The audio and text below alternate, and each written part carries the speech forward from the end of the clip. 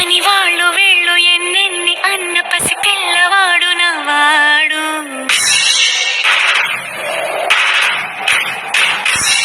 విడు ముండోడు అని ఊరు వాడ అనుకున్న గాని మహారాజు నాకు నవ్వాడు.